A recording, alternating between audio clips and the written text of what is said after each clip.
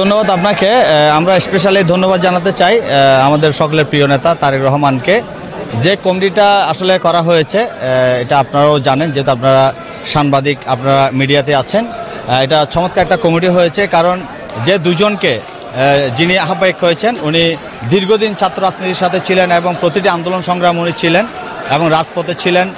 উনি অনেক মামলা, জেল, জুলুম সব কিছু উপেক্ষা করে আজ পর্যন্ত উনি রাজনীতি করে যাচ্ছেন। উনি বিগত কমিটির, বিলুপ্ত কমিটির উনি সাধারণ সম্পাদক ছিলেন এবং যিনি সদস্য সচিব হয়েছেন উনি কিন্তু অত্যন্ত আন্দোলনের খুব প্রিয় মুখ এবং উনিও দীর্ঘদিন ছাত্র রাজনীতি করেছেন। সেখান থেকে উনি স্বেচ্ছাসেবক দলের যুগ্ম সম্পাদক ছিলেন। তো খুব চমৎকার একটা কমিটি হয়েছে। ওরা দুজনে কিন্তু আন্দোলনে ছিল, সবসময় আন্দোলনে ছিল।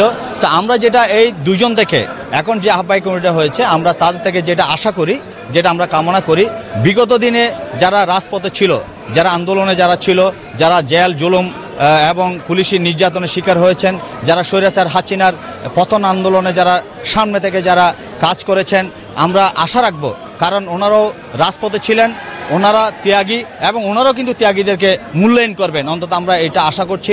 আমরাও দীর্ঘদিন ছাত্র রাজনীতি করেছি, 17টা 18টা মামলার আমরা আসামি হয়েছি এবং জেল কাটিয়েছি আমরা বহুবার।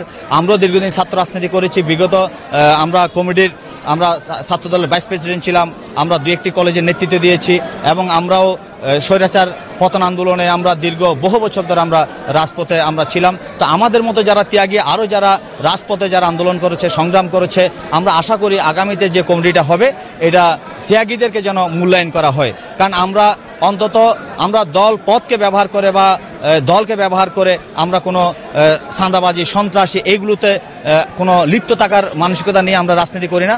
আমরা রাজনীতি করি সম্মানের জন্য। আমরা দলকে ভালোবেসে জিয়াউর রহমানের আদর্শ লালন করে আমরা রাজনীতি করেছি। তো ইনশাল্লাহ আমরা আশা রাখি আগামীতেও যেন আমাদেরকে মূল্যায়ন করবে, যারা ত্যাগ স্বীকার করেছে, যারা আন্দোলনে ছিল তাদেরকে মূল্যায়ন করবে।